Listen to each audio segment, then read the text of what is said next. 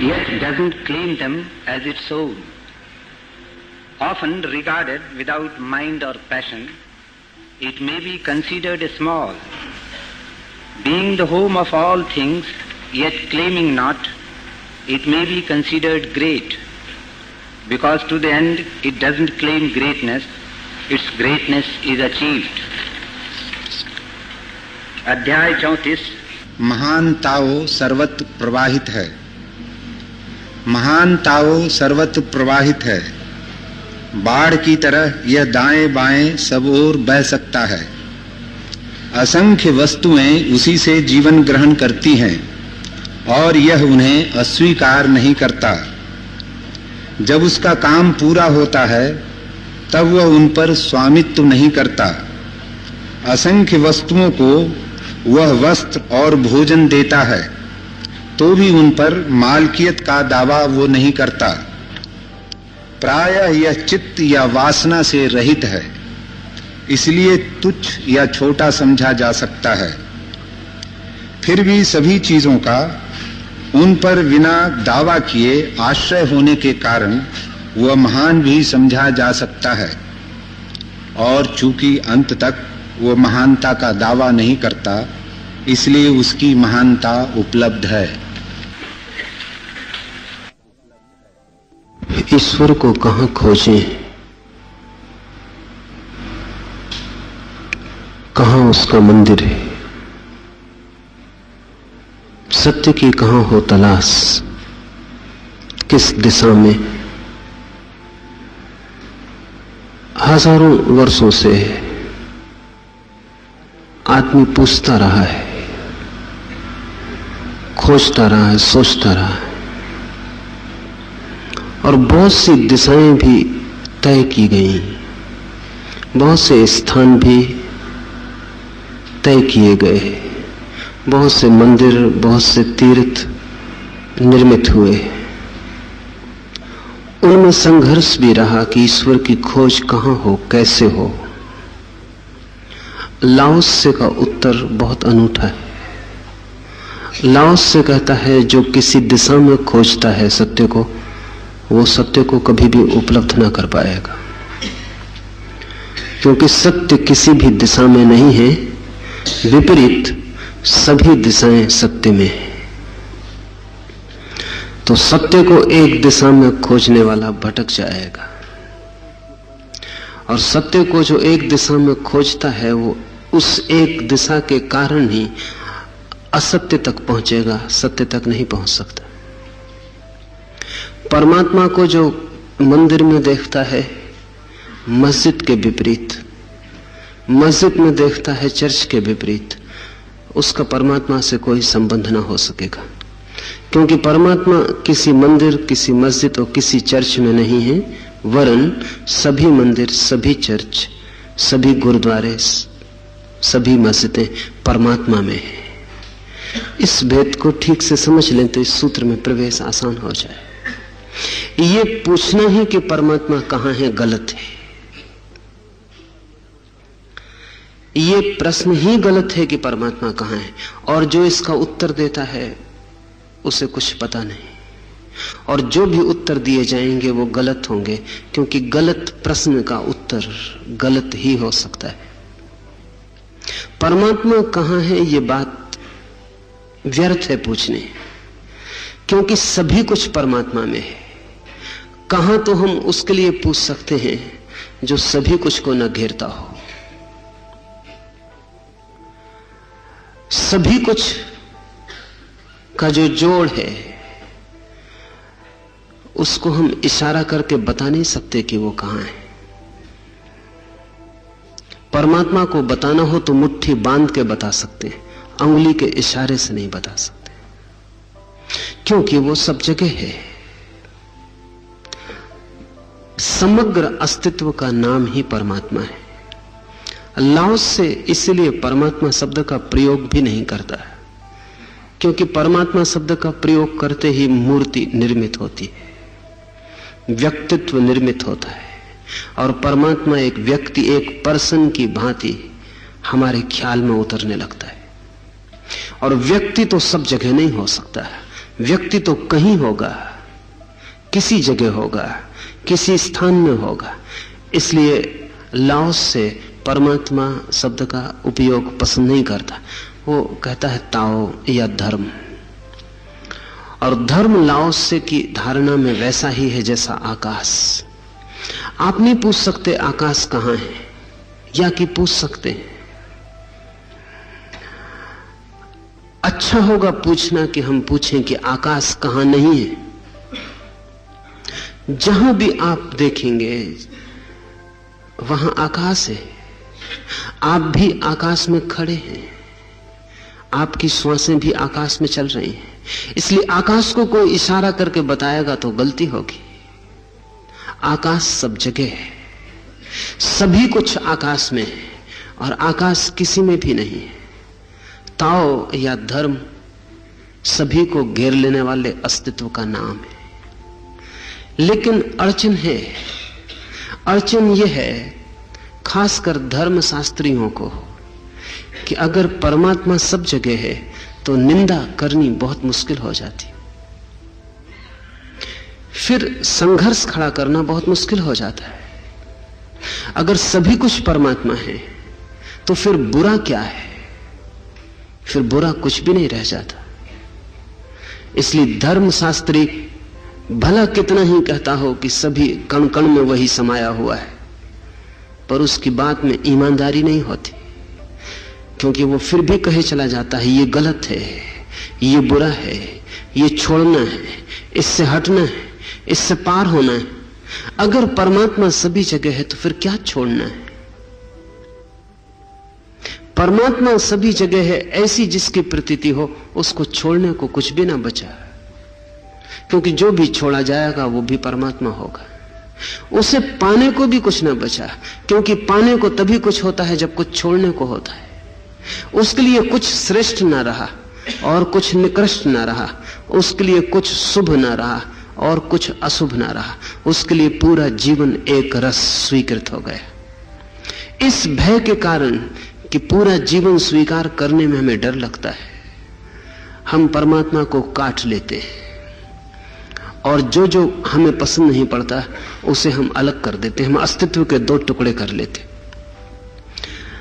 कुछ लोग अस्तित्व को दो हिस्सों में बांट देते हैं कि ये संसार है और वो मोक्ष है, और संसार और मोक्ष को विपरीत संघर्ष में जुटा देते हैं। फिर जीवन की एक ही खोज रह जाती है कि कैसे संसार से छुटकारा हो और कैसे मोक्ष की उपलब्धि हो। इस अस्तित्व को बांटने से वासना का जन्म होता है। वासना मिटती नहीं, नई वासना का जन्म होता है कि संसार कैसे छूटे और मोक्ष की कैसे प्राप्ति हो। और जब तक वासना है तब तक मोक्ष की कोई प्राप्ति नहीं हो सकती, क्योंकि मोक्ष का अर्थ ही है निर्वासना। मोक्ष का अर्थ ही है कि अब कोई चाह ना रही। इसलिए मोक्ष की चाह भी मोक्ष में बाधा है।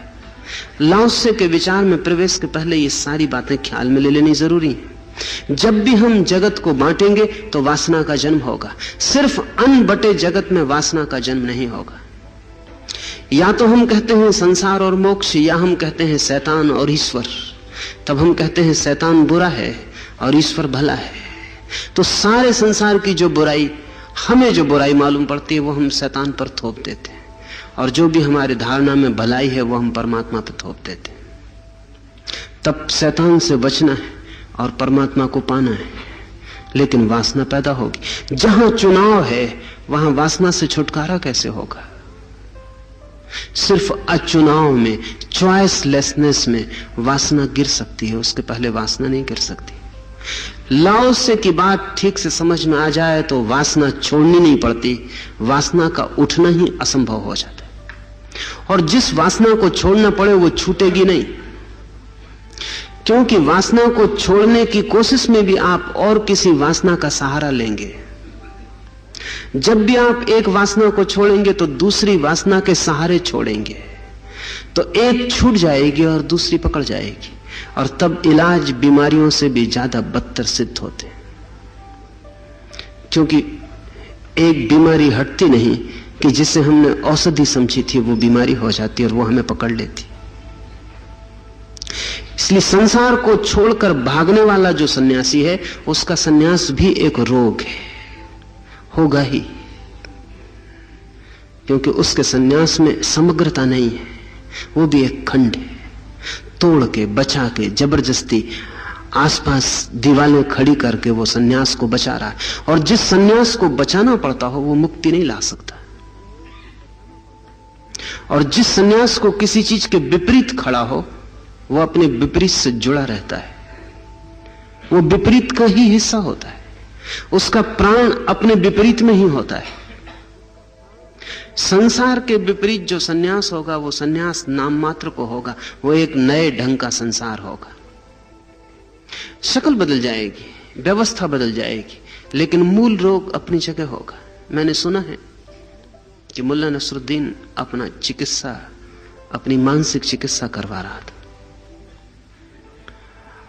वर्षों के बाद उसके एक मित्र ने पूछा कि अब तो चिकित्सा मालूम होता है पूरी हो गई, क्योंकि तुम चिकित्सक की तरफ जाते हुए दिखाई नहीं पड़ते, क्या लाभ हुआ तुम्हें?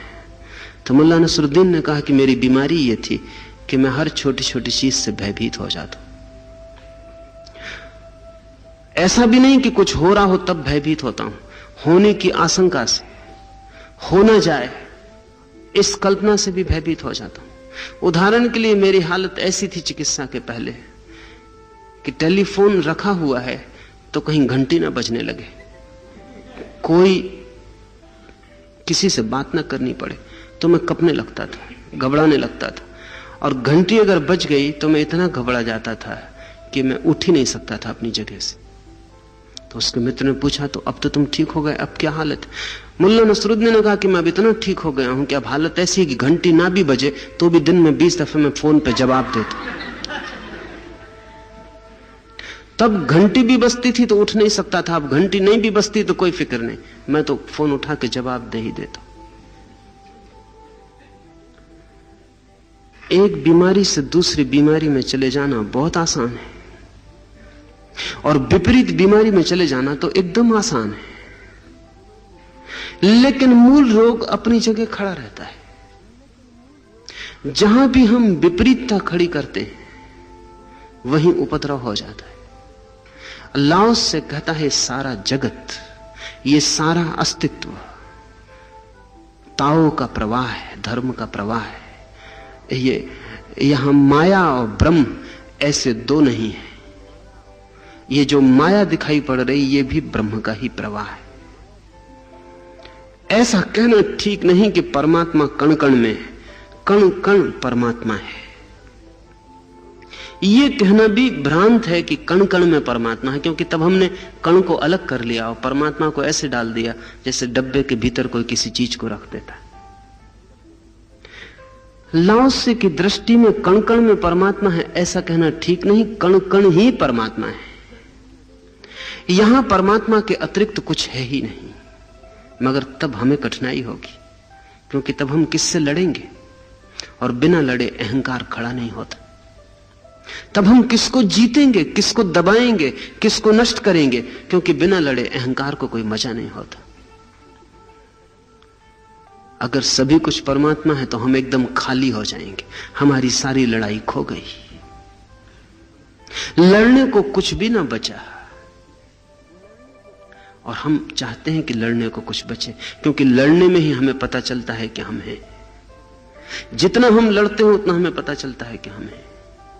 जब आपको कुछ करने को नहीं होता तब आपको ऐसा लगता है आप मिट गए। मनस्विद कहते हैं कि लोग जैसे ही अपने काम से रिटायर होते हैं उनकी 10 वर्ष उम्र कम हो जाती, क्योंकि लड़ने को कुछ नहीं बचता। ये जान के आप हैरान होंगे कि कुंवारे लोग कम जीते हैं बजाय पतियों के, क्योंकि उनको लड़ने को कुछ नहीं होता।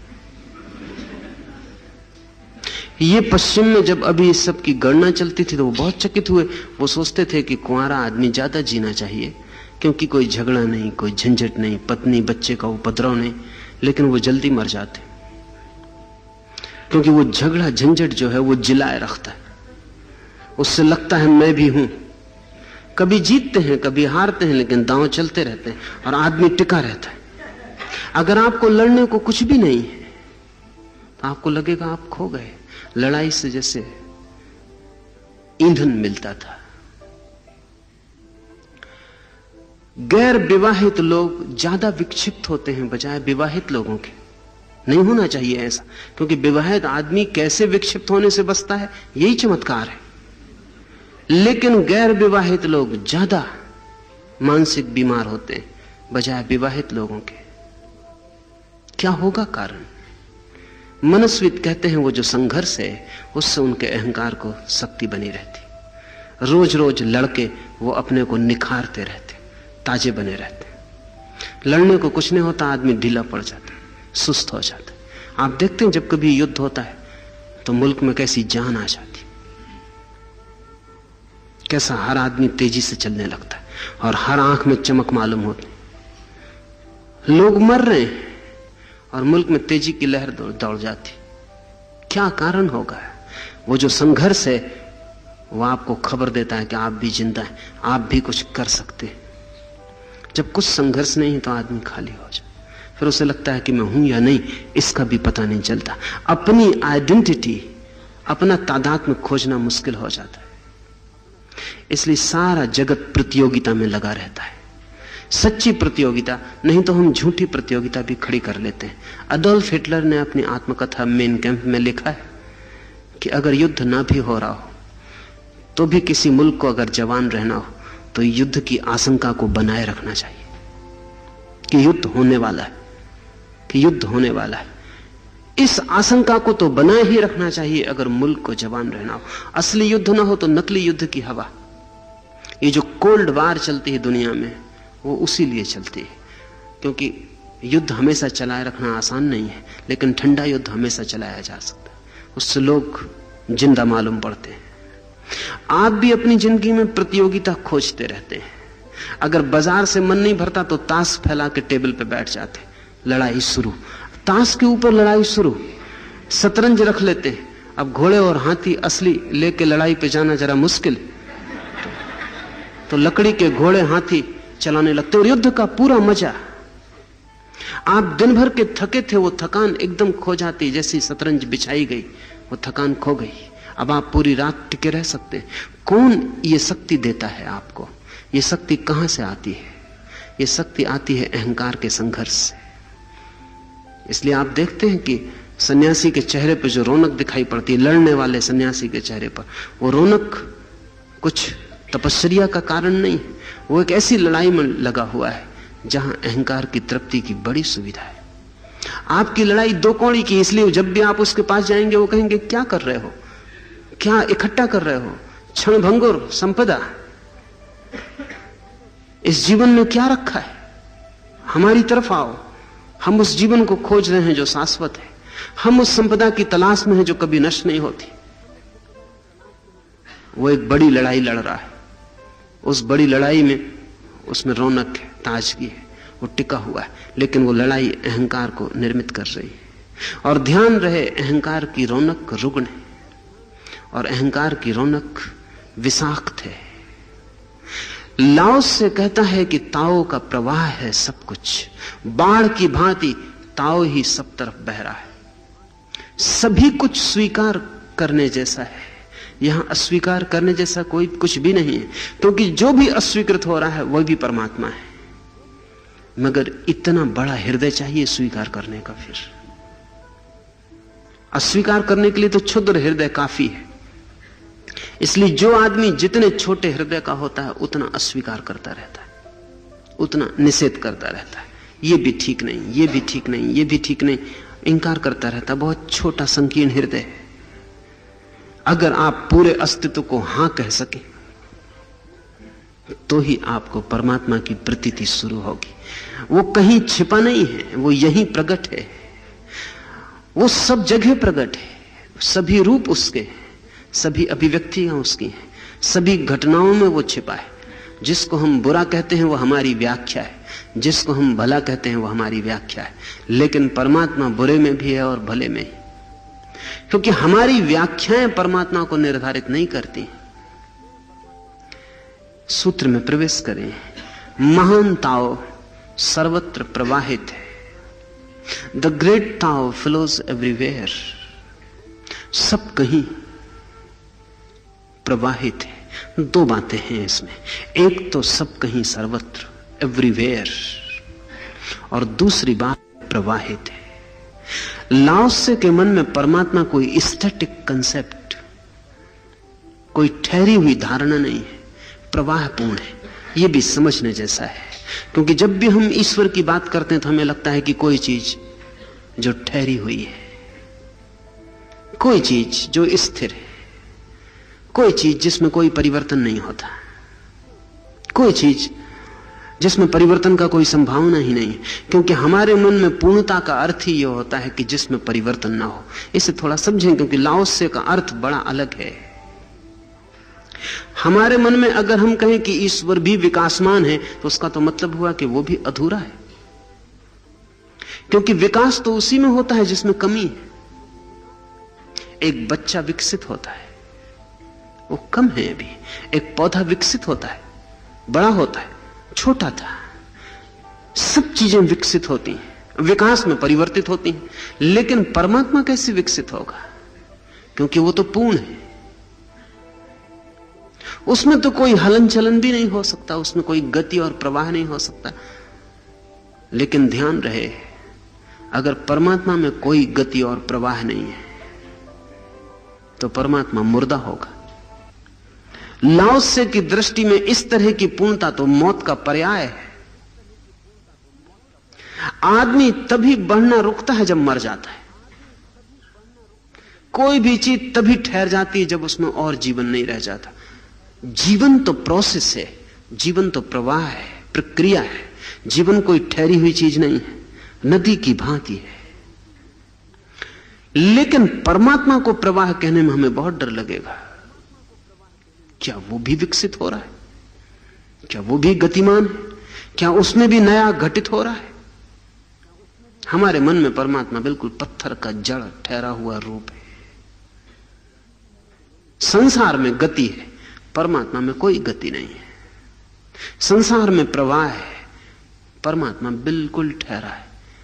पर हमारी धारणा लाओत्से को मुर्दा लगती है, और वो कहता है कि जो ऐसा ठहरा हुआ परमात्मा है, उससे इस प्रवाहपूर्ण जगत का कैसे संबंध हो सकता है?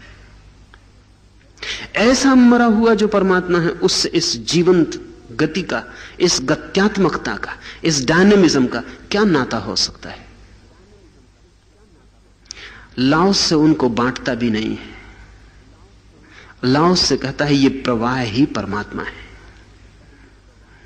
तब उसकी धारणा पूर्णता की बिल्कुल अलग हो जाती। लाओत्से पूर्णता शब्द का प्रयोग पसंद नहीं करता, वो समग्रता शब्द का प्रयोग करता है। ये दोनों शब्द बड़े अद्भुत हैं। पूर्णता परफेक्शन, समग्रता होलनेस। पूर्णता का अर्थ होता है कि अब इसमें और कोई आगे गति की संभावना नहीं है, सब समाप्त हो गए। समग्रता का अर्थ होता है पूरापन, टोटलिटी। इस क्षण भी पूर्ण है, अगले क्षण भी पूर्ण होगा, लेकिन प्रवाह है। इसे हम ऐसा समझें, नदी को आपने देखा, गंगा को गंगोत्री पर, बहुत छोटी है, बड़ी पतली धार है, लेकिन उस क्षण भी उसका सौंदर्य समग्र है। फिर आगे बढ़ी, पहाड़ों को पार किया है, हजारों और धाराएं, जल धाराएं आके मिल गईं। फिर मैदान में उसका विराट रूप है, वहां भी उसका सौंदर्य समग्र है। फिर सागर में गिर रही है और खो रही है, वहां भी उसका सौंदर्य समग्र है। 3 जगह आपने देखा, गंगोत्री में देखा, मैदानों में देखा, सागर में गिरते देखा। गंगोत्री में जिस गंगा को आपने देखा है, सागर में गिरती गंगा उससे ज्यादा पूर्ण नहीं हो गई है। वहां भी समग्र थी, अपने छोटेपन में भी एक होलनेस, एक समग्रता थी। एक बीज भी समग्र है और एक वृक्ष भी समग्र है, लेकिन बीज की समग्रता में और वृक्ष की समग्रता में एक प्रवाह है। लाओत्से नहीं कहेगा कि वृक्ष पूर्ण हो गया और बीज अपूर्ण था। लाओत्से कहेगा कि बीज भी पूर्ण था, वृक्ष भी पूर्ण है। बीज की पूर्णता बह के वृक्ष की पूर्णता बन गई, और इसलिए तो बीज वृक्ष बनेगा और वृक्ष फिर बीज बन जाएगा। नहीं तो फिर पूर्ण कैसे बीज बनेगा, फिर पूर्ण कैसे अपूर्ण बनेगा। बीज से वृक्ष जन्मता है और वृक्ष में फिर करोड़ों बीज जन्म जाते हैं, फिर वृक्ष, फिर बीज, और एक समग्रता परिवर्तित होती रहती। लेकिन प्रतिपल सब समग्र है। बच्चा समग्र है और उसका अपना सौंदर्य है, और जवान भी समग्र है और उसका अपना सौंदर्य है। कोई जवान बच्चे से ज्यादा पूर्ण है, यह बात गलत है। बच्चे की पूर्णता एक ढंग की है, जवान की पूर्णता दूसरे ढंग की, दोनों में कोई तुलना नहीं है।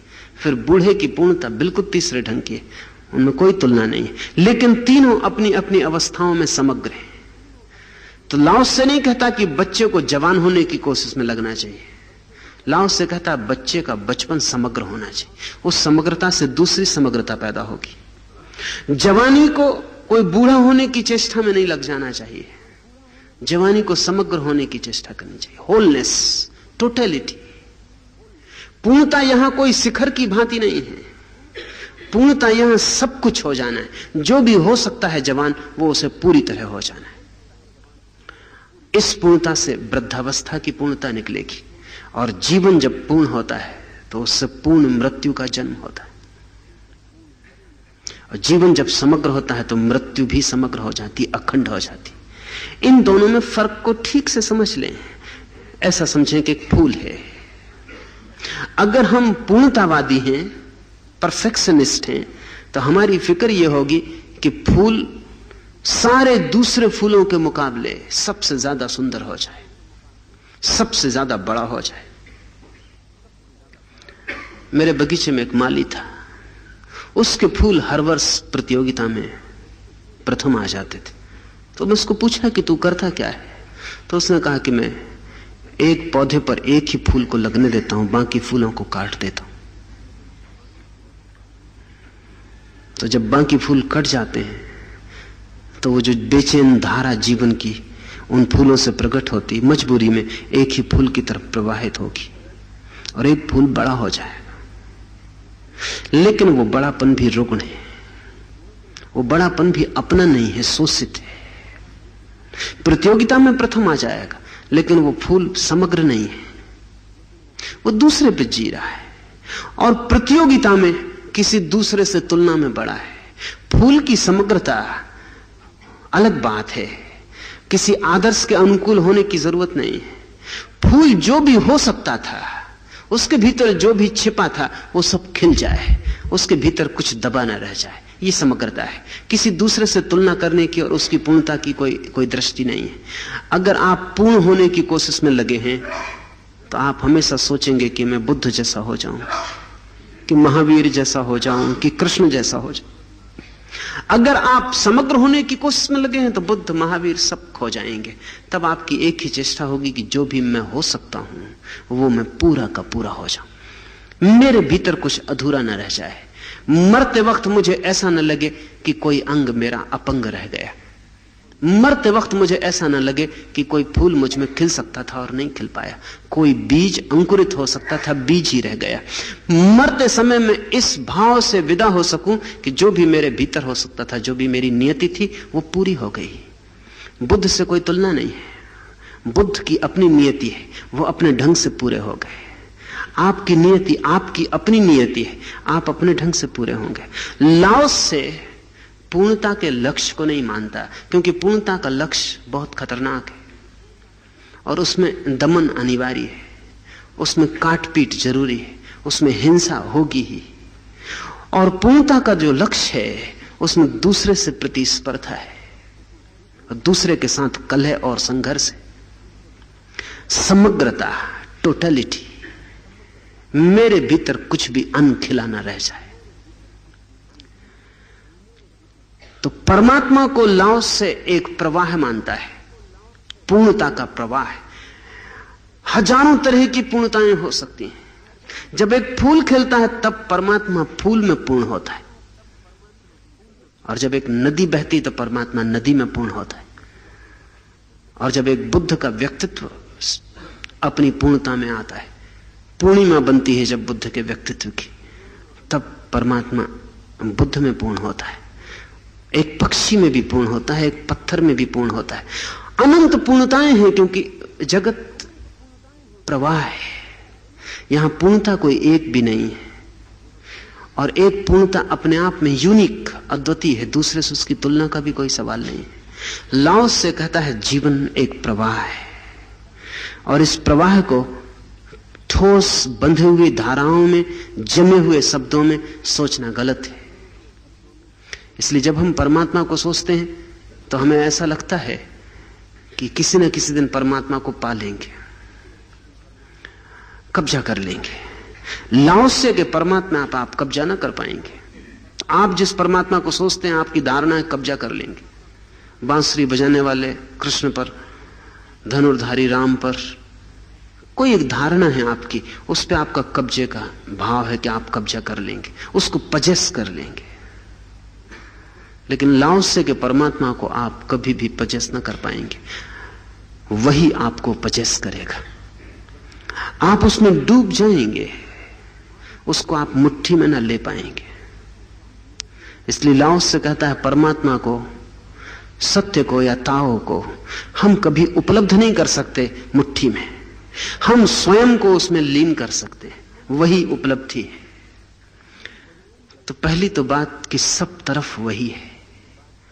इस भाव के उठते ही निंदा खो जाती, इस भाव के उठते ही विरोध गिर जाता, इस भाव के उठते ही आपकी सब व्याख्याएं व्यर्थ हो जाती। और अगर ये भाव मन में गहरा हो जाए तो आप अचानक पाएंगे कि जहां आपको कल बुरा दिखाई पड़ता था, वहां भी अब बुरा दिखाई नहीं पड़ता। समझे, अभी मैं एक वैज्ञानिक का जीवन भर का अनुसंधान देख रहा था। उसने पूरे जीवन दुख, पीड़ा के ऊपर, कष्ट के ऊपर काम किया है। जब भी आपको पीड़ा होती तो आपको लगता है कि परमात्मा नहीं हो सकता, क्योंकि इतनी पीड़ा क्यों है। इसलिए जो भी हम मोक्ष की धारणा करते हैं उसमें पीड़ा को हम कोई जगह नहीं देते। असंभव, अगर मोक्ष में भी पीड़ा होती हो तो फिर काहे का मोक्ष। पीड़ा तो यहां है, और नरक में पीड़ा ही पीड़ा है। मोक्ष में पीड़ा बिल्कुल नहीं है, और हम मध्य में हैं दोनों के, और यहां पीड़ा भी है और सुख भी है, और दोनों के बीच हम डोल रहे हैं। जहां भी हमें पीड़ा दिखाई पड़ती है वहीं लगता है कि परमात्मा कैसे हो सकता है। नास्तिकों की ईश्वर के खिलाफ जो दलीलें हैं उनमें एक ये भी है कि अगर परमात्मा है और करुणावान है, और जैसा जीसस कहते हैं कि प्रेम है परमात्मा का स्वरूप, तो इतना दुख क्यों है। ये वैज्ञानिक जीवन भर दुख की तलाश कर रहा था कि दुख है क्या और उसकी जीवन में उपयोगिता क्या है, क्योंकि है तो उपयोगिता होगी। तो वो एक अनूठे नतीजे पर पहुंचा।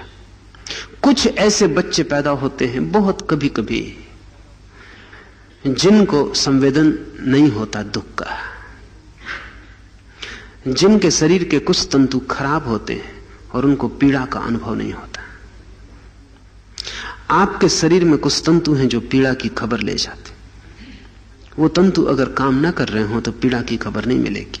लेकिन ऐसे बच्चे जी नहीं पाते, मर जाते, क्योंकि उनके हाथ में आग लग जाए तो वो हाथ को हटाएंगे नहीं, उनको पीड़ा होती ही नहीं। ऐसे बच्चों के संबंध में बड़ी अद्भुत बात है कि वो अपने भोजन के साथ अपनी जीभ भी चबा लेते, क्योंकि उनको पीड़ा होती नहीं। अपनी जीभ को काट के खा जाते, चबा, उनको पता ही नहीं चलता, क्योंकि जीभ का आपको पता जीभ के कारण थोड़ी चलता है, उसमें जो पीड़ा होती है उसके कारण पता चलता है। अगर आपको पीड़ा ना हो जीभ की तो आप काट जाएंगे भोजन के साथ, आपको पता नहीं चलेगा। ऐसे बच्चे बच नहीं पाते क्योंकि उनको सुरक्षा का कोई उपाय नहीं है।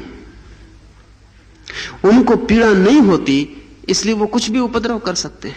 घर में आग लगी हो और बच्चा सो रहा हो तो निकल के बाहर नहीं भागेगा, वो सोया रहेगा, उसे पता ही नहीं चलेगा कि वो कब जल गया। तो इस वैज्ञानिक के जीवन भर का खोज का परिणाम यह कि उसने कहा कि पीड़ा जो है वो जीवन के अस्तित्व के लिए बड़ी सुरक्षा है। सारी व्याख्या बदल गई। फिर जीवन हो ही नहीं सकता बिना पीड़ा के।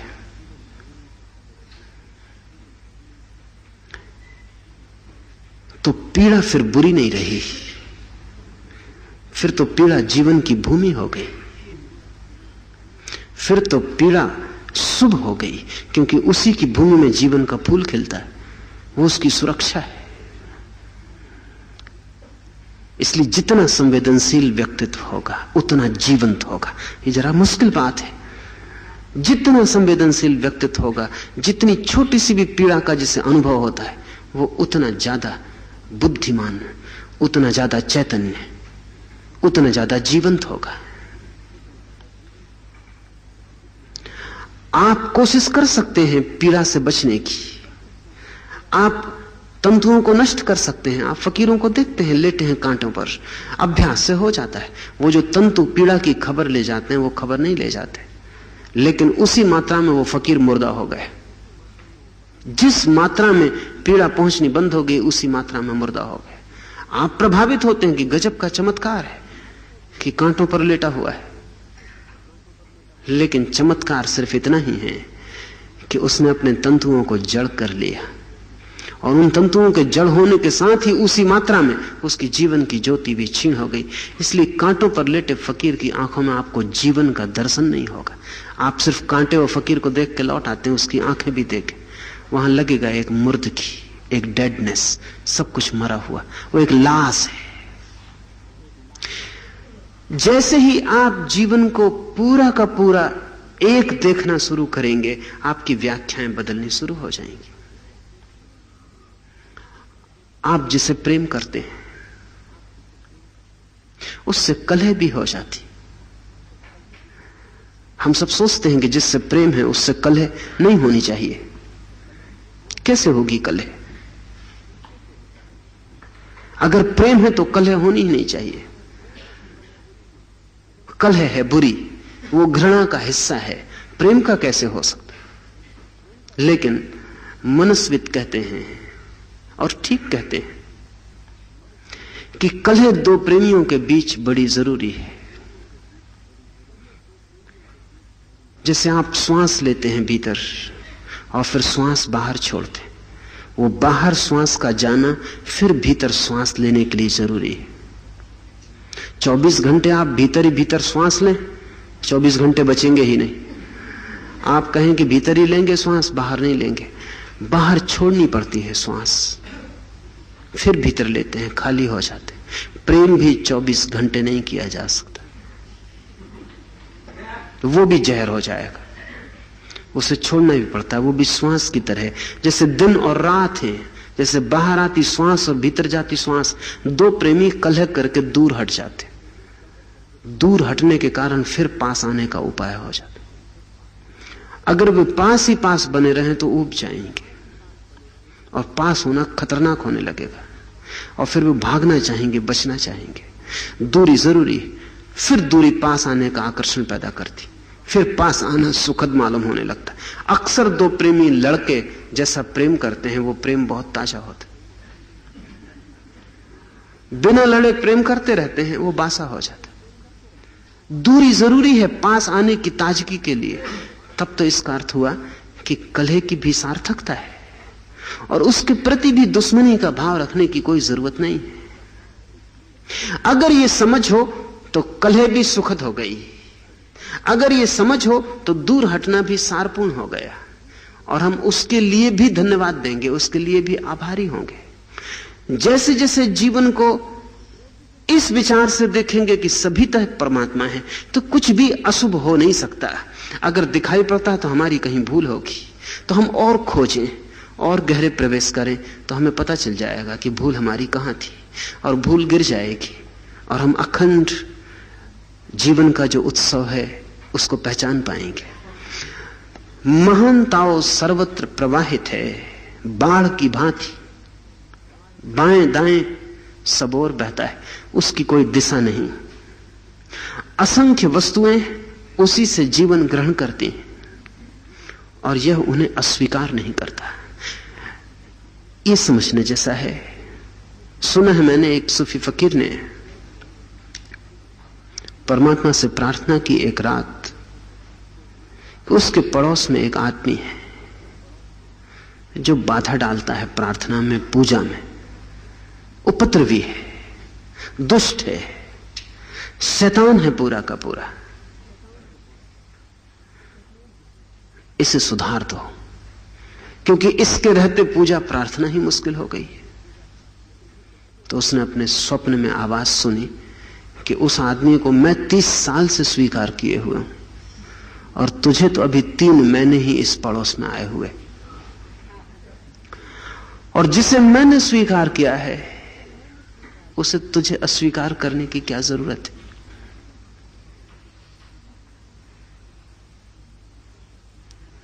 और अगर वो पूजा में तेरी प्रार्थना में बाधा डालता है तो तू उस पर ध्यान मत दे। तेरी पूजा और प्रार्थना कमजोर है, तू उसका स्मरण कर। और जान के ही मैंने तुझे उस पड़ोस में भेजा है ताकि तेरी पूजा कितनी गहरी है उसका तुझे पता चल जाए। और यह आदमी बड़ा काम का है और मेरे ही काम में लगा है। वो फकीर बहुत हैरान हुआ। सुबह जाग के उसको बड़ी मुश्किल हुई खड़ी। बात तो ठीक लगी, क्योंकि जगत में जो भी हो रहा है अगर वो परमात्मा को अस्वीकार है तो वो होगा ही नहीं। एक बात, वो हो कैसे सकता है? इसके तो 2 ही अर्थ हो सकते हैं कि या तो परमात्मा को वो स्वीकार है और या फिर जगत में वैसा भी कुछ हो सकता है जो उसको अस्वीकार है। और अगर उसको अस्वीकार होके भी जगत में कुछ हो सकता है तो उसकी कोई शक्ति नहीं है, वो व्यर्थ है। और अगर उसके विपरीत भी कुछ हो सकता है तो उस नपुंसक परमात्मा को पाकर भी क्या करिएगा? अगर उसके विपरीत भी कुछ हो सकता है तो आप मोक्ष से भी खींचे जा सकते हैं वापस। परमात्मा के विपरीत कुछ भी नहीं हो सकता। इसलिए जो आपको बुरा भी दिखाई पड़ रहा हो वो भी उसकी ही मर्जी से हो रहा है। और ये प्रतीति आते ही कि उसकी मर्जी ही अस्तित्व का आधार है। जो आपको बुराई दिखाई पड़ती है वो बुराई दिखाई पड़ेगी नहीं। वो बुराई दिखाई ही इसलिए पड़ती है कि आपको अस्वीकार है। लेकिन जब उसको स्वीकार है तो आपकी अस्वीकृति का क्या अर्थ है? आप अपनी अस्वीकृति को गिरा दें। लाओस से कहता है असंख्य वस्तुएं उसी से जीवन ग्रहण करती, सभी कुछ उसी से जीवन ग्रहण करता है। जहर भी और अमृत भी, दोनों में उसी का जीवन है, उसी की शक्ति, उसी की ऊर्जा है। साधु में और असाधु में, हत्यारे में और प्रेमी में, करुणावान में और कठोर में वही प्रवाहित है। और यह उन्हें अस्वीकार नहीं करता। और कोई अस्वीकृति नहीं है अस्तित्व को, किसी की भी। अस्तित्व सभी को समाहित किए है। साधक को अगर यह ख्याल आना शुरू हो जाए कि मैं भी अस्तित्व की भांति हो जाऊं और सभी को समाहित कर लूं और मेरे भीतर से भी विरोध, शत्रुता गिर जाए, और मैं न कहूं कि यह बुरा है और मैं न कहूं कि यह भला है और मैं कहूं कि उसकी मर्जी है, सिर्फ इतना ही जानूं कि अस्तित्व की मर्जी है। और जब अस्तित्व की मर्जी है तो जरूर कुछ कारण होगा, गहन कारण होगा। जिसे हम भला कहते हैं वो बुरे के बिना अस्तित्व में नहीं हो सकता। उसके लिए बुरा जरूरी है। बुरा पृष्ठभूमि बनता है। जिसको हम सौंदर्य कहते हैं वो कुरूपता के बिना न होगा। वो कुरूप बादलों के बीच में ही सौंदर्य की बिजली चमकती है। तो जहां जहां द्वंद है वहां वहां एक अनिवार्यता है। और तब अगर आप सुंदर को स्वीकार करते हैं तो असुंदर को अस्वीकार मत करें, क्योंकि वो सौंदर्य पैदा ही नहीं हो सकता असुंदर के बिना। अगर आप जीवन को अहोभाव मानते हैं तो मृत्यु को पीड़ा मत माने, दुख मत माने, क्योंकि जीवन जन्मता ही मृत्यु में है। दोनों छोर पर मृत्यु है, बीच में जीवन की थोड़ी सी लहर है। वो लहर दोनों तरफ की मृत्यु के दबाव से ही उठती। और आप मृत्यु के विरोध में तो आप आधे को स्वीकार कर रहे हैं, आधे को अस्वीकार कर रहे हैं। और वो जो 2 आधे दिखाई पड़ रहे हैं वो सिर्फ आपकी दृष्टि में आधे हैं, अपने आप में वो जुड़े हैं और एक है। जीवन ही तो बह के मृत्यु बन जाता है, मृत्यु हो तो बह के फिर जन्म बन जाती है। जो यहां लहर जीवन की है वही लहर मौत की बन जाती। यहां सब कुछ इकट्ठा है, यहां बटा हुआ कुछ भी नहीं है। यहां राम और रावण अस्तित्व में अलग अलग नहीं, रामायण में अलग अलग है, अस्तित्व में एक है। अस्तित्व में राम और रावण एक ही चीज के 2 पहलू हैं और दोनों एक दूसरे के सामने अड़ के खड़े हैं। उनमें से एक भी हट जाए तो दूसरा गिर जाएगा, दूसरा खड़ा नहीं रह पाएगा। राम को सोच ही नहीं सकते रावण के बिना। रावण को हटा ले राम कथा से, राम कथा में देखने योग कुछ भी ना रह जाए, सुनने योग पढ़ने योग कुछ भी ना रह जाए। मजे की बात यह है कि रावण के मिटते ही राम की सारी गरिमा खो जाएगी। वो सारी गरिमा जैसे रावण से उपलब्ध हो रही है। और विपरीत भी सही है, राम को हटा लें तो रावण का कोई मूल्य नहीं रह जाता। सारा रस रावण में राम से बह रहा है। ऊपर से दिखाई पड़ते हैं वे दुश्मन, भीतर से वे गहरे मित्र हैं। अस्तित्व में जहां जहां द्वंद्व है वहां वहां जरा सी खोज करेंगे, जरा खोदेंगे और भीतर मिलेगा एक गहरी आत्मीयता बह रही है। लाओस से कहता है कि इस असंख्य अभिव्यक्तियों वाले जगत को वो अस्वीकार नहीं करता। लेकिन बड़े मजे का शब्द है, लाओस से ये नहीं कहता कि वो स्वीकार करता है, वो कहता अस्वीकार नहीं करता। ये बहुत सोच समझ के कहा हुआ वक्तव्य है। वो ये नहीं कहता कि स्वीकार करता है, इतना ही कहता है कि अस्वीकार नहीं करता। अगर वो स्वीकार करता है तब तो आपको बदलने का कोई उपाय ही नहीं रह जाता। तब तो जीवन क्रांति और जीवन का आरोहण सब खो जाता है। नहीं, वो आपको अस्वीकार नहीं करता। लेकिन जब तक आप जीवन को रूपांतरित नहीं करते तब तक आप अपने ही हाथों से उससे दूर बने रहेंगे। वो आपको स्वीकार करे तब तो आपको कुछ करने की जरूरत नहीं है। वो सिर्फ अस्वीकार नहीं करता, वो आपको मिटाता नहीं, वो आपको हटाता नहीं, वो आपको तोड़ता नहीं, वो आपको बदलता नहीं, वो आपसे कहता नहीं कि ऐसे हो जाओ। आप जैसे हो उसको अस्वीकार नहीं करता। ये नेगेटिव है, ये नकारात्मक है बात।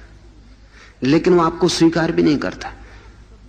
स्वीकार तो आप तभी होते हैं जब आप बदलते हैं और उसके निकट आते हैं, जब आप रूपांतरित होते हैं और उसके निकट आते हैं। और ये रूपांतरण की कीमिया यह है कि जब आप समग्र अस्तित्व को स्वीकार करने लगते हैं तब आप उसे स्वीकार होने लगते हैं। लेकिन स्वीकार पॉजिटिव बात है, इसलिए उसका अस्वीकार न करना आपको अस्तित्व देता है, जीवन देता है। लेकिन जिस दिन वो आपको स्वीकार करता है उस दिन महाजीवन। जीसस ने कहा है कि तुम जिसे जानते हो वो जीवन है, लेकिन मैं जिस तरफ तुम्हें ले जा रहा हूं वहां तुम्हें महाजीवन, लाइफ, अबंडेंट लाइफ, परम जीवन या दिव्य जीवन, अमृत या मुक्ति, जो भी हम नाम देना चाहें दें, वो हमें अस्वीकार नहीं करता तो भी हम जीते। उसकी अस्वीकृति में तो हम जी ही ना सकेंगे। वो अस्वीकार नहीं करता इसलिए हम जीते। लेकिन अगर हम जगत को स्वीकार कर लें तो वो हमें स्वीकार कर लेता है और उस स्वीकृति में महाजीवन उपलब्ध होता है। वो जो अभी एक चिंगारी की तरह हमारे भीतर है वो एक महासूर्य की तरह हो जाती है। वो जो अभी चैतन्य की एक छोटी सी बूंद है वो चैतन्य का एक महासागर बन जाती। परमात्मा आपको अस्वीकार नहीं करता है, लेकिन इससे आप ये मत समझ लेना कि आप स्वीकृत हो गए। स्वीकृत होने के लिए तो पात्र होना होगा, और इस पात्रता का पहला कदम यही है कि आप अस्वीकार करना बंद कर दें। जीसस का एक बहुत प्यारा वचन है जिसमें उन्होंने कहा, जज ye not so that ye may not be judged. तुम दूसरों का निर्णय मत करो और तुम दूसरों के संबंध में धारणाएं मत बनाओ। तुम दूसरों के न्यायाधीश मत बनो ताकि वो भी तुम्हारा न्यायाधीश न बने। अगर तुमने कहा कि ये बुरा है, तुमने कहा कि ये गलत है, और तुमने कहा कि ये आदमी जीने योग्य भी नहीं है, तुमने निंदा की, तुमने घृणा की और तुमने अस्वीकार किया, तो तुम अपने ही हाथों जो तुम दूसरे के लिए कर रहे हो, अस्तित्व से तुम अपने लिए कर रहे हो। तुम मत करो निर्णय और तुम मत न्यायाधीश बनो। और हम सब न्यायाधीश हैं। हम उठते बैठते चलते निर्णय किए चले जाते हैं। कुछ भी हम देखते हैं और हमें देख भी नहीं पाते हैं पूरा, और भीतर निर्णय हो जाता। एक आदमी को देखा नहीं कि हम सोच लेते हैं कि आदमी बुरा है। एक आदमी को देखा नहीं कि हम सोच लेते हैं कि इस गलती बात है। हम बड़ी जल्दी निर्णय ले रहे हैं, जैसे निर्णय हमारे लिए ही हुए हैं। कोई आदमियों को देखने की जरूरत नहीं, हम पहले से ही जानते हैं कि आदमी गलत है। बस थोड़ा सा सहारा चाहिए, बहाना चाहिए। हमने सब तैयार कर रखा है, खूंटी कहीं मिल जाए हम टांग देंगे। हमारे निर्णय पूर्व निर्मित हैं और हम लोगों को उन्हें टांगते रहते हैं। जिस दिन आदमी अस्वीकार करना बंद कर देता है और जीवन के रहस्य को स्वीकार कर लेता है और जान लेता है कि जो मेरी समझ में नहीं आता वो भी अस्तित्व को तो समझ में आता ही है, जो मुझे बुरा लगता है वो भी अस्तित्व को तो बुरा नहीं लगता इसलिए है, जो मुझे स्वीकार नहीं है वो भी जीवन को स्वीकार है। जीवन मुझसे बड़ा है। मैं अपनी अस्वीकृति को हटा दूं, मैं अपने निषेध को अलग रख दूं, मैं निर्णय ना लूं और मैं बिल्कुल निष्पक्ष हो जाऊं, मैं कोई पक्ष ना बनाऊं। ऐसा व्यक्ति एक क्रांति से गुजर जाता है, क्योंकि जैसे ही आप ये पक्ष बनाने, धारणाएं बनाने बंद कर देते हैं, आपको लगता है कि चोर बुरा है, लेकिन चोर इसलिए बुरा नहीं लगता कि चोरी बुरी है, चोर इसलिए बुरा लगता है कि आपको अपनी संपत्ति प्रिय है। उस तत्व को आप नहीं देखते कि चोर बुरा क्यों लगता है, संपत्ति प्रिय है और इसलिए चोर का विरोध करना जरूरी है। क्योंकि आप कहते हैं अगर सब ठीक है तो फिर कर कोई आपकी चीज उठा के ले जाता है। आप जानते हैं कि मेरी चीज कोई उठा के ले जाए तो मुझे बुरा लगता है, लेकिन फिर भी चोर का अस्तित्व है और ये बुरा लगना मेरी धारणा है और ये धारणा बदल सकती है। व्यक्तिगत संपत्ति ना रहे समाज में तो चोरी के बुरा होने की बात खत्म हो जाएगी। एस्किमो है साइबेरिया में, तो एस्किमोस के एक व्यवस्था है।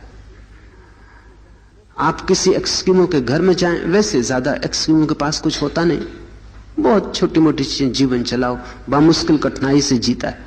लेकिन अगर आपको कोई चीज पसंद आ जाए तो एस्किमो समाज की व्यवस्था है कि कोई कह दे कि तुम्हारा कोट बहुत अच्छा, तो उसी वक्त कोट भेंट कर देना है। तो एस्किमो समाज में चोरी नहीं होती, चोरी का उपाय नहीं। चीजें बहुत थोड़ी हैं, जीवन बहुत कठिन है और दरिद्र है, लेकिन ये नियम चोरी को काट डाला है।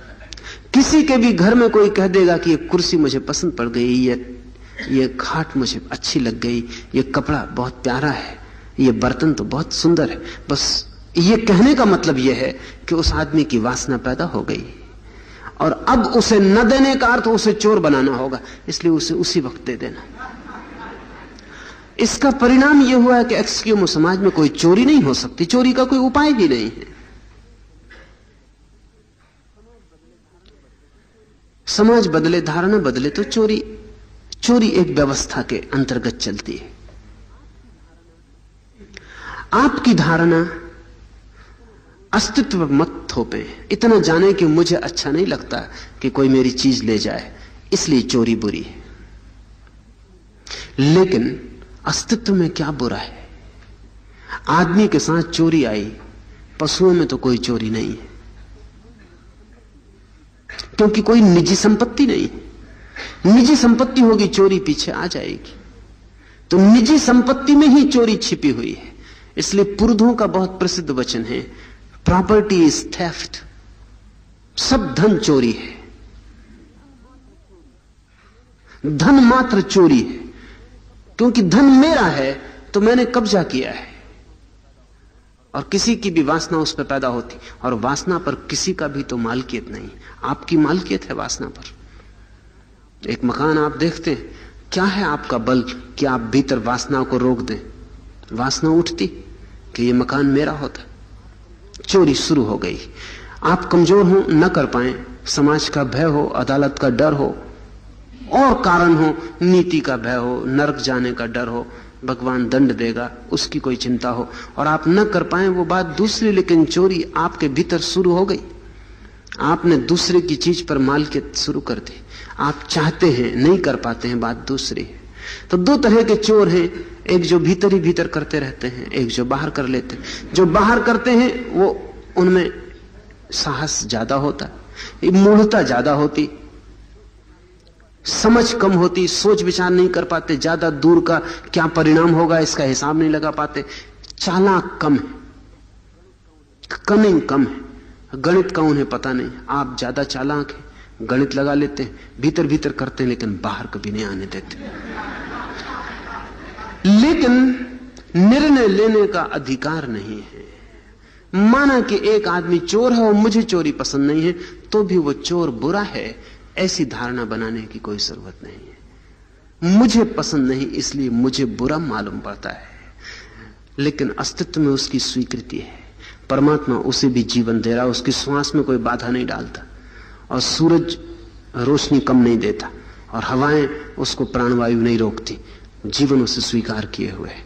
तो जिसे जीवन स्वीकार किए हुए है उसे मैं भी अस्वीकार न करूं, ऐसी धारणा बढ़ती चली जाए तो अनूठी घटना घटती है। आपके भीतर से सब तनाव समाप्त हो जाते, क्योंकि तनाव धारणाओं के, तनाव वो जो आपके भीतर बेचैनी है, चिंता है, वो इन धारणाओं के कारण वो छीन हो जाती, और आप एक शांत मौन में प्रविष्ट होने लगते। उस प्रवेश में ही आपको वो जो सर्वत्र प्रवाहित ताव है उससे संस्पर्श होता है।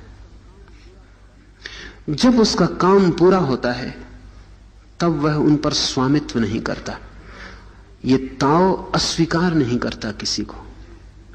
और जब इनमें से कोई जीवन अपने शिखर पे पहुंच जाता है और उसकी समग्रता खुल जाती और प्रकट हो जाती, तब भी ताव उस पर दावा नहीं करता है। समझे, बुद्ध या महावीर परिपूर्णता को उपलब्ध हुए। परमात्मा चोर को इंकार नहीं करता, और परमात्मा ने फिर कोई घोषणा नहीं की कि बुद्ध को मैं स्वीकार करता हूं। परमात्मा ने कोई घोषणा नहीं की कि अब बुद्ध मेरे हो गए। उसने कोई स्वामित्व की घोषणा नहीं की। काम पूरा हो गया, बुद्ध वहां आ गए जहां उनकी चेतना अंततः आ सकती थी।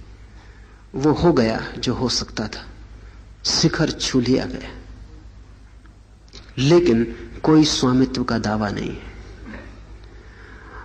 और बड़े मजे की बात है कि बुद्ध तो कहते हैं कोई परमात्मा नहीं है। इस स्थिति में भी परमात्मा की कोई घोषणा नहीं है कि मैं हूं, कि तुम अब मेरे हुए, कि तुम पर अब मेरी मालकियत है। क्षुद्र का अस्वीकार नहीं है, श्रेष्ठ के ऊपर कोई स्वामित्व का दावा नहीं।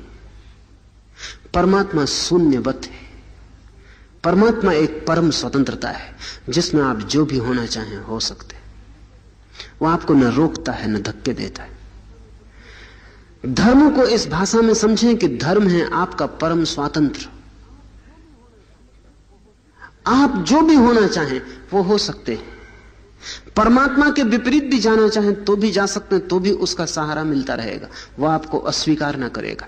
और उसके अनुकूल आना चाहें तो अनुकूल भी आ सकते हैं, तो भी वो स्वामित्व की घोषणा नहीं करेगा कि तुम अब मेरे हुए। उसकी तरफ से कभी भी कोई दावा नहीं किया जाता। अस्तित्व दावे से रहित है। ये बहुत सुखद है। ये अनूठी घटना है। इसका कोई तुलना में दूसरी घटना जीवन में दिखाई नहीं पड़ती। समझे, एक मित्र मेरे हैं, उनके एक लड़के की मृत्यु हो गई। लड़का मंत्री था और मित्र सोचते थे कि जल्दी मुख्यमंत्री होगा और आशाएं थी कि कभी हिंदुस्तान का प्रधानमंत्री भी होगा। लड़का मर गया तो भारी दुख में थे। आत्महत्या की 2-3 बार कोशिश की। कोशिश निश्चित ही अधूरी थी और आधे हृदय से थी, नहीं तो 2-3 बार करने की कोई जरूरत नहीं पड़ती। शायद वो भी एक दिखावा था। राजनीतिज्ञ है, राजनीतिक की किसी बात का कोई भरोसा नहीं। खुद बड़ी रोना धोना करते थे। तो मैंने उनसे पूछा कि आप क्या परेशान हैं? और आपका दूसरा लड़का भी है, उनका दूसरा लड़का भी है। मैंने उनसे पूछा कि अगर ये दूसरा लड़का मर जाता तो आप इतने दुखी होते? मैंने कहा ईमानदारी से मुझे जवाब देना। उन्होंने कहा कि दुखी नहीं होता ये दूसरा लड़का मर जाता तो, क्योंकि इसे मैंने कभी चाहा ही नहीं, ये मुझे कभी स्वीकृत ही ना हुआ।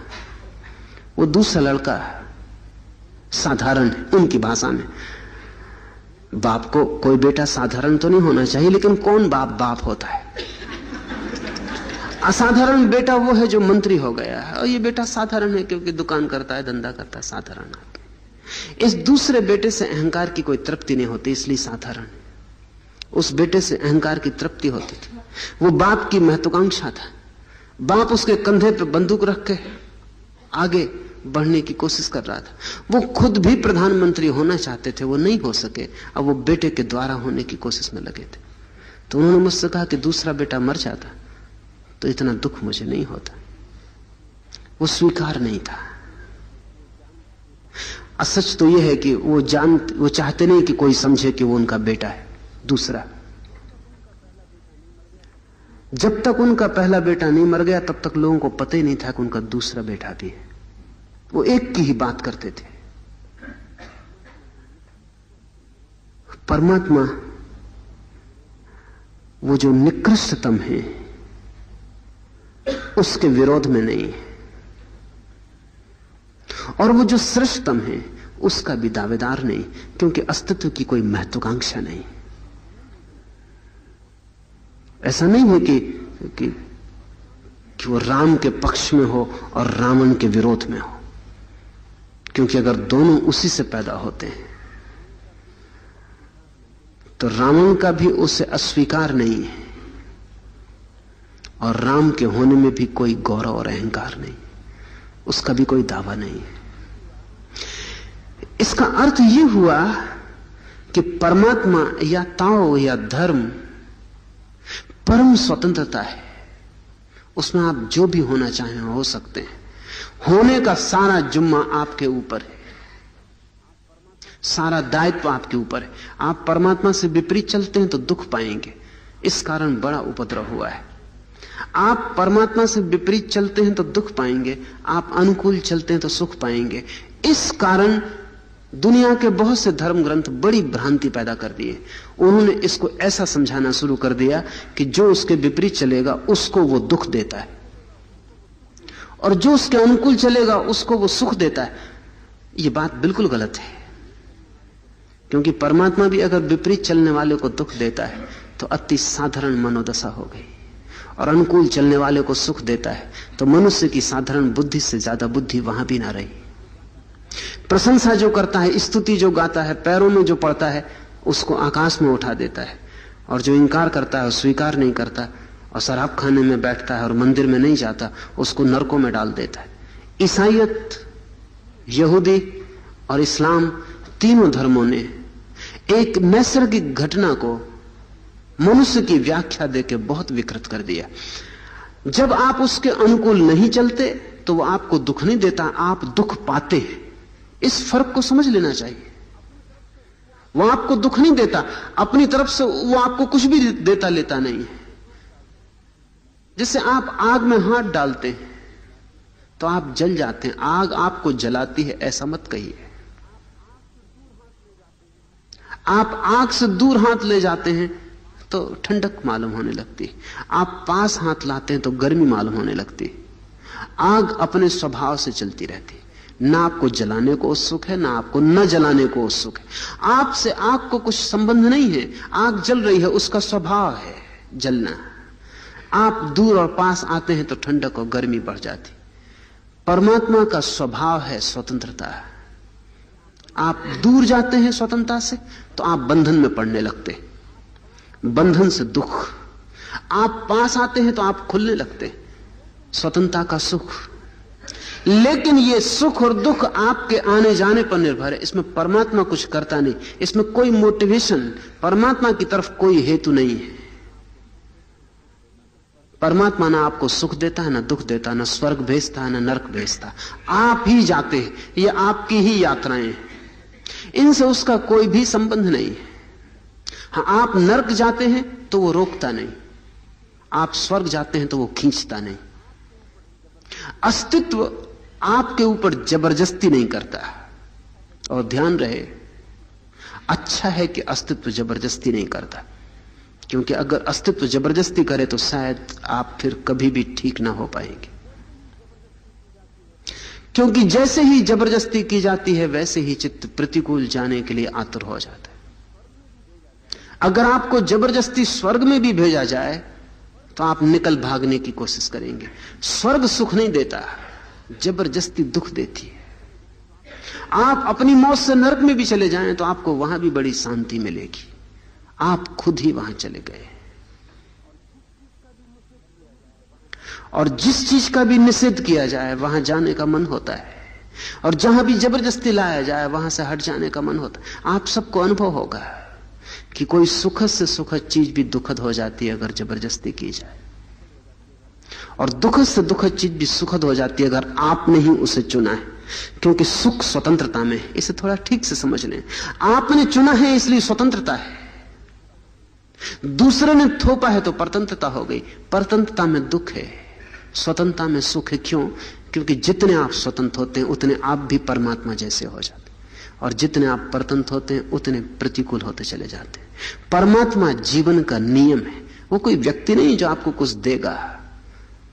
आप रास्ते पे चलते हैं, तिरछे चलते हैं, गिर पड़ते हैं, टांग टूट जाती, तो आप ऐसा नहीं कहते कि ग्रेविटेशन ने मेरी टांग तोड़ दी, कि जमीन की कशिश ने मुझे टांग तोड़ दी। जमीन की कशिश को आपकी टांग से क्या लेना देना? जमीन की कशिश कोई व्यक्ति तो नहीं है कि वहां बैठा देख रहा कि ये देखो तिरछा चल रहा है, इसकी तोड़ो टांग, ये आदमी बिल्कुल सीधा चल रहा है, इसको कुछ पुरस्कार दो। वहां कोई नहीं है। कशिश एक नियम है, एक लॉ है। ताओ का अर्थ होता है नियम। आप तिरछे चलते हैं, अपने ही कारण आप गिर जाते हैं। आप सीधे चलते हैं, अपने ही कारण आप चलते हैं। कशिश का प्रभाव तो नीचे बह रहा है, ग्रेविटेशन तो मौजूद है हमेशा।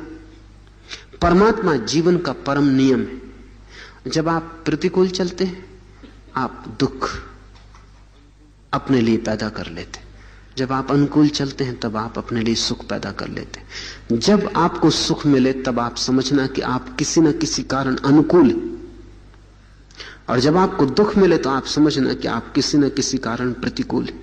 अगर आदमी सिर्फ सुखवादी भी हो जाए तो परमात्मा तक पहुंच जाए, लेकिन हम दुखवादी हैं। अगर आप अपने सुख को भी पहचानने लगे कि कब आपको सुख मिलता है, क्यों मिलता है, कैसी अवस्था होती है जब सुख मिलता है, आपके भीतर क्या होता है जिससे आप सुख के साथ ट्यून हो जाते हैं, अगर इतना भी आप समझ लें तो आपको कोई शास्त्र की जरूरत नहीं है, किसी गुरु की जरूरत नहीं है। सुख महागुरु है। आप सुख के सूत्र को पकड़ के ही खोजते रहे, थोड़े दिन में ही आपको वो कुंजी हाथ में आ जाएगी जहां से आप परमात्मा को खोल लेंगे। लेकिन आप दुखवादी हैं, आपको इसकी भी होश नहीं है जरा कि कब आपको सुख मिलता है, क्यों मिलता है, कहां से आता है, कैसी भाव दशा होती है जब आपके भीतर सुख झलक आता है, कैसी आपके हृदय की धड़कन होती, कैसी आपकी श्वास होती है, आप किस मुद्रा में होते हैं जब सुख आपके पास निकट आ जाता है, और आप किस मुद्रा में होते हैं जब सुख आपसे दूर छिटक जाता है। अगर आप अपने सुख को ही पहचानने लगे तो काम पूरा हो गया। वही सुख की पहचान आपको पास लाने लगेगी, क्योंकि नियम केवल इतना ही है। जब भी आप उसके अनुकूल होते हैं, क्षण भर को भी, कभी कभी तो दुर्घटना के कारण आप उसके अनुकूल हो जाते हैं, क्योंकि आप जैसे हैं आप प्रतिकूल ही चलते जाते हैं। कभी कभी दुर्घटना के कारण, कभी कभी संयोगवश, कभी आपने नहीं सोचा था तो भी आप अनुकूल हो जाते हैं। अनुकूल होते ही झरोखा खुल जाता है और एक हवा, ठंडी हवा और नई ताजी हवा आपके भीतर भर जाती। मगर आप अपनी पुरानी आत्माओं से ऐसे ग्रस्त हैं कि आप पहचान नहीं पाते। आप फिर संभल के दुर्घटना के बाहर होकर अपने पुराने रास्ते पे चलने लगते। लोग कहते हैं सुख क्षणिक है, इस कारण नहीं कि सुख क्षणिक है, इस कारण कि आपकी आदतें दुख की हैं, और दुख बहुत लंबा है। इसलिए नहीं कि दुख लंबा है, आप बड़े कुशल हैं, आप दुख पैदा करने में ऐसे कुशल हैं कि सुख की कैसी ही अवस्था हो आप उसमें से दुख पैदा कर लेंगे।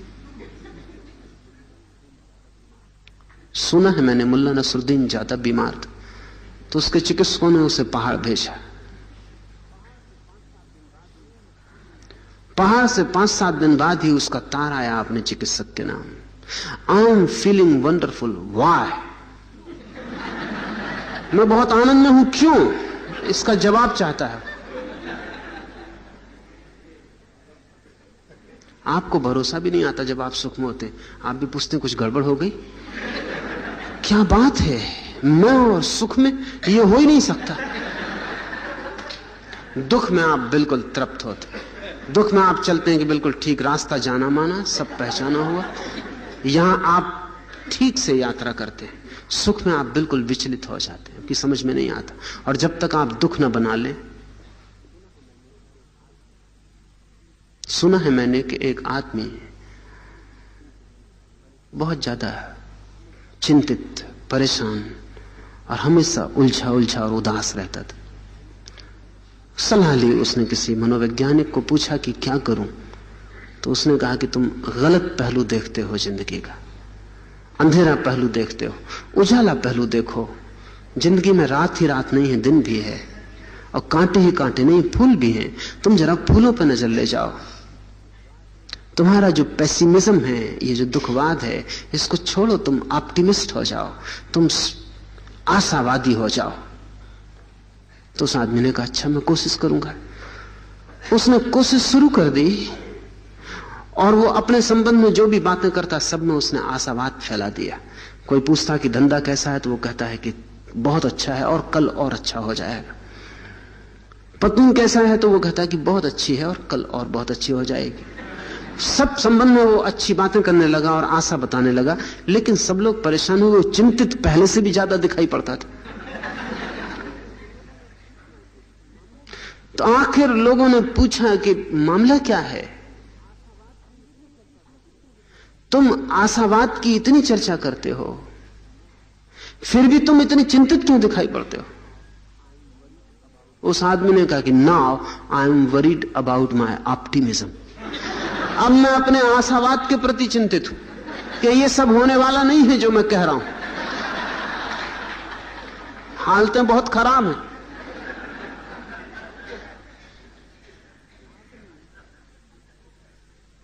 आदमी आदतों से जीता है। आपको सुख की कोई आदत नहीं है और दुख की मजबूत आदत है। इस आदत से घिरे हुए जब सुख के सामने भी आप खड़े होते हैं तो सुख भी कुछ कर नहीं पाता। आप इतने सख्त और मजबूत हैं, वो भी दुख जैसा ही आपको दिखाई पड़ता है। आप उसमें से भी दुख खोज लेते हैं, आप कुछ ना कुछ निकाल ही लेते हैं जिससे दुख, और फिर आप निश्चिंत हो जाते हैं। लाओसे के हिसाब में आप जब भी ताओ की तरफ गतिमान होते हैं तब सुख की वर्षा होने लगती, तब स्वर्ग और पृथ्वी का मिलना होने लगता है। मीठी अमृत का की झलक आपके ऊपर आने लगती है। जब भी आपको कहीं भी सुख मिलता हो, चाहे वो सुख कितना ही धर्मगुरु कहते हो कि निकृष्ट है, मैं आपसे कहता हूं कि जहां भी आपको सुख मिलता हो, चाहे आप नरक में भी पड़े हो, तो जब भी आपको सुख मिलता हो तब आप जानना कि किसी न किसी कारण परमात्मा से थोड़ा सा संबंध जुड़ गया। चाहे जो आप कर रहे हो वो बिल्कुल पाप ही क्यों ना हो, लेकिन उस पाप के बीच में भी आप किसी भी कारण से जाने अनजाने परमात्मा से संयुक्त हो गए। सुख तो सदा उससे ही मिलता है। अगर यह आपको ख्याल रहे तो आपने पाप से पुण्य का मार्ग खोज लिया और आपने दुख से सुख की किरण पकड़ ली। और किरण हाथ में आ जाए तो सूरज बहुत दूर नहीं है, और किरण कितनी ही दूर हो सूरज बहुत दूर नहीं है। किरण पकड़ में आ जाए और आप किरण के रास्ते पर ही चल पड़े तो आप एक न एक दिन सूरज तक पहुंच जाएंगे। और जब उसका काम पूरा होता है तब भी वह उन पर स्वामित्व नहीं करता, वो परम स्वतंत्रता है।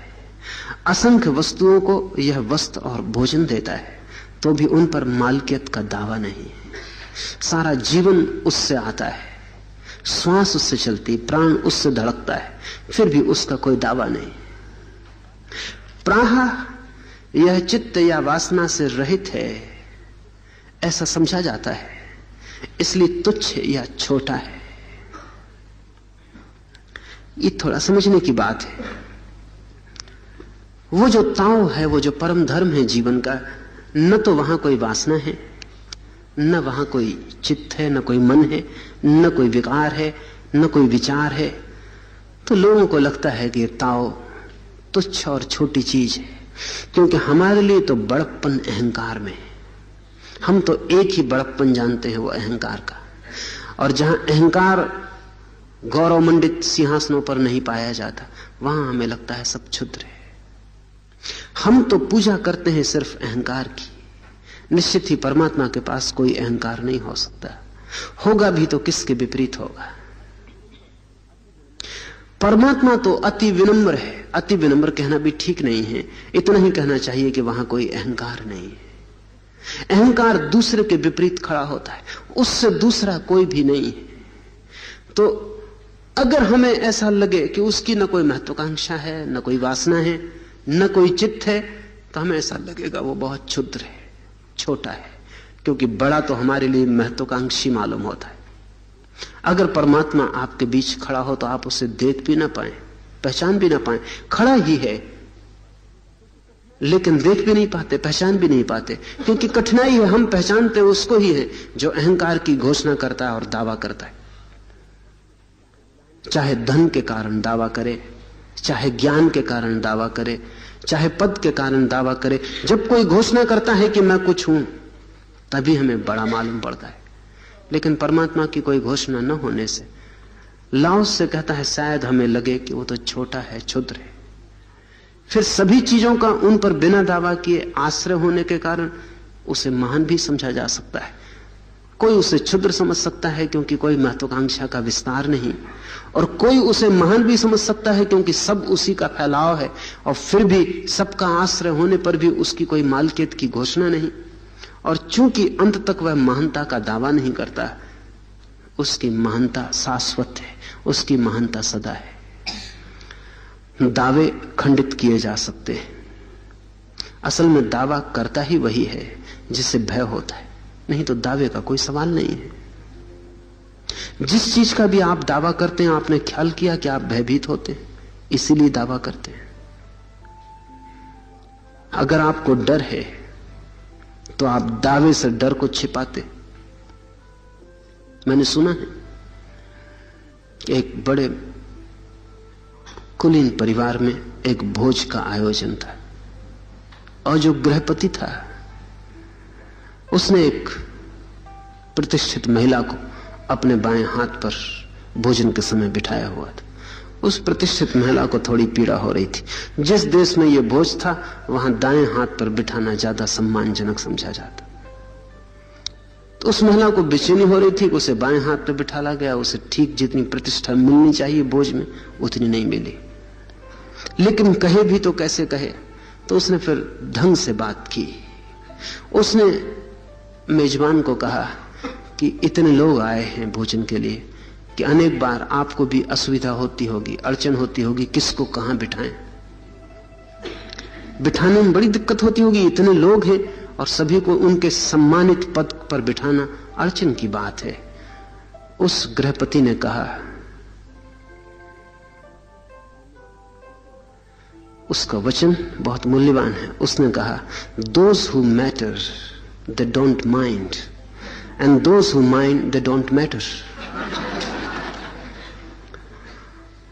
जिनको खलता है उनका कोई मूल्य नहीं, और जिनका मूल्य है उनको पता ही नहीं चलता कि उन्हें कहां बिठाया गया है।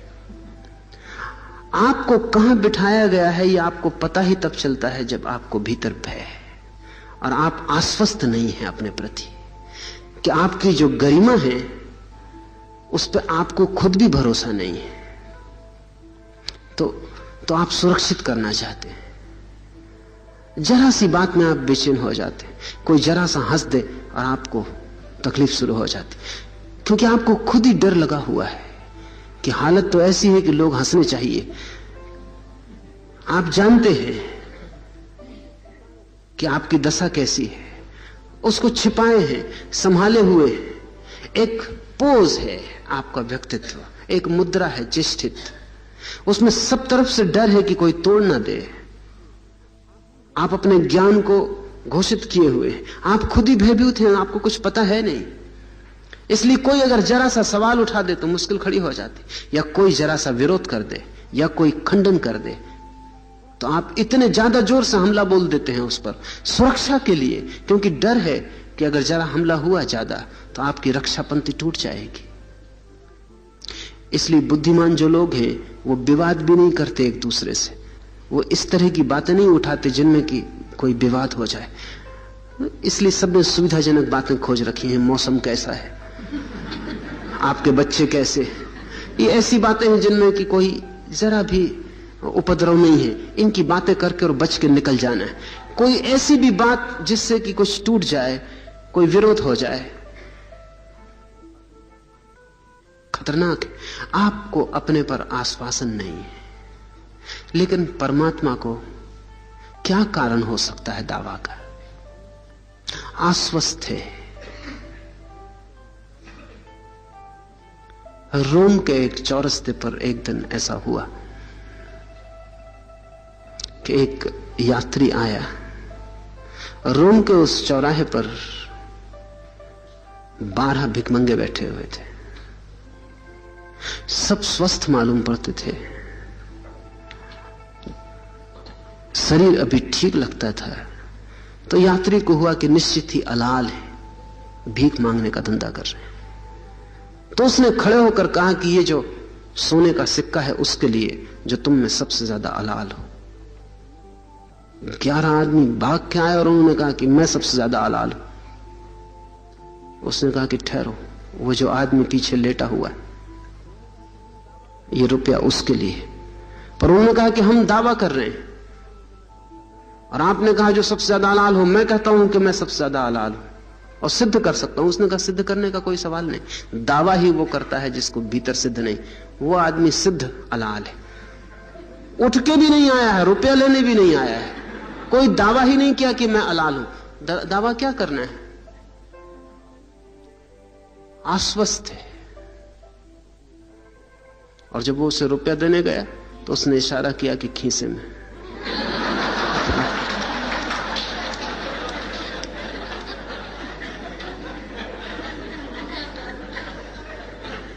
आप जब आश्वस्त हैं तो ना कुछ सिद्ध करने को है ना कुछ दावा करने को है। जब आप आश्वस्त नहीं तब आप सिद्ध करते हैं, दावा करते हैं। इसलिए बहुत मजे की घटना घटी है कि दुनिया में सिर्फ उन लोगों ने ईश्वर को सिद्ध करने के प्रमाण दिए जिनको ईश्वर पर भरोसा नहीं था। जिन्होंने तर्क दिए हैं ईश्वर को सिद्ध करने के लिए वो संत नहीं है, उनको खुद ही पता नहीं है। वो आपको तर्क नहीं दे रहे हैं, वो खुद को ही तर्क दे रहे हैं। पहली बार जब पाश्चात्य भाषाओं में उपनिषदों का अनुवाद हुआ तो वहां के विचारक भरोसा न कर सके कि इस तरह की किताबें किस तरह की किताबें हैं ये, क्योंकि इनमें कोई तर्क नहीं है। ईश्वर है इसकी सीधी चर्चा है, लेकिन इसका कोई तर्क नहीं है सिद्ध करने के लिए कि वो क्यों है। तो उन्हें लगा कि ये किताबें कविता की ज्यादा हैं, दर्शन की नहीं, क्योंकि वो जिन किताबों से परिचित थे उन किताबों में तर्क दिए हुए हैं कि ईश्वर इसलिए है, ईश्वर इस कारण से है। उपनिषदों में कोई तर्क नहीं है। और मैं कहता हूं इसलिए उपनिषद धार्मिक किताबें हैं, क्योंकि तर्क देने का कोई सवाल ही नहीं है। उपनिषद के ऋषियों को आश्वासन है कि वो है, बात खत्म हो गई है। इसे सिद्ध करने का कोई उपाय नहीं है, न कोई जरूरत है। जब भी आप किसी चीज को सिद्ध करने के लिए चेष्टारत हो जाते हैं तब अपने भीतर खोजना और आप पाएंगे कि आपका आश्वासन नहीं है। नास्तिक आस्तिकता को सिद्ध करने की कोशिश में लगे रहते हैं, अधार्मिक धार्मिकता को सिद्ध करने की कोशिश में लगे रहते हैं। जो आप नहीं हैं उसको ही सिद्ध करने की आप कोशिश में लगे रहते हैं। जो आप हैं उसको तो छिपाना पड़ता है, सिद्ध करने की कोई जरूरत नहीं। लाओस से कहता है उसका कोई भी दावा नहीं है, महानता की कोई घोषणा नहीं है, और इसलिए उसकी महानता सिद्ध है, सदा उपलब्ध है। अब 5 मिनट रुके, कीर्तन करें और फिर चलें।